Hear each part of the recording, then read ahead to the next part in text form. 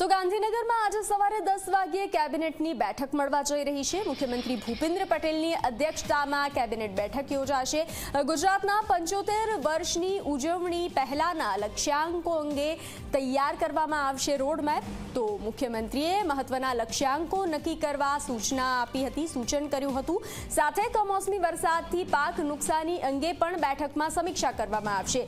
રાજ્યમાં વરસાદી માહોલ અંગે સમીક્ષા કરવામાં આવશે।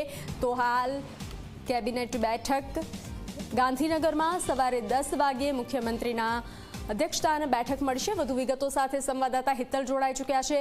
હિતલ, 10 વાગે આ મુખ્યમંત્રીના અધ્યક્ષસ્થાને કેબિનેટ બેઠક શરૂ થશે। ખાસ કરીને જે રીતે કમોસમી વરસાદે ખેડૂતોને નુકસાન પહોંચાડ્યું છે, તો આ બેઠકમાં તેને લઈને પણ ચર્ચા કરવામાં આવશે। તો આ બેઠક પર ખેડૂતોની ખાસ નજર।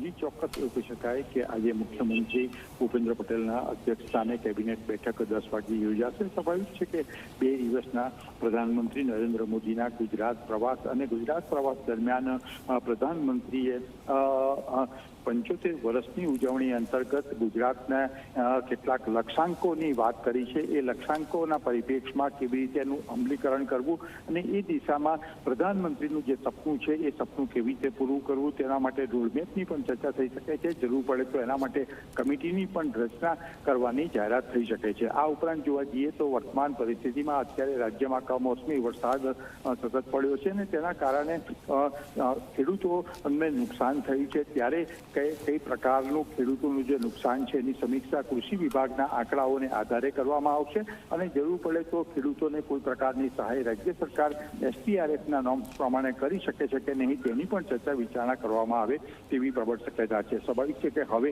મહત્વનો જે મુદ્દો છે કે વિધાનસભામાં જે બજેટ પસાર થયું છે એ દરેક વિભાગો દ્વારા બજેટની એલોકેશન પણ કરી દેવામાં આવ્યું છે। ત્યારે યોજનાઓના અમલીકરણનો ઝડપી વધારો કરી શકાય અને ઉનાળામાં પીવાના પાણીની પણ મુશ્કેલી ન પડે, આવા તમામ મુદ્દાઓની ચર્ચા વિચારણા આજની કેબિનેટ બેઠકમાં થવાની શક્યતા છે। જી હિતલ, આપ જોડાયેલા રહેશો, આપની પાસેથી અપડેટ મેળવતા રહીશું। તો મહત્વની બેઠક કમોસમી વરસાદથી થયેલા પાક નુકસાનીના અંગે આ બેઠકમાં ચર્ચા કરવામાં આવી શકે છે।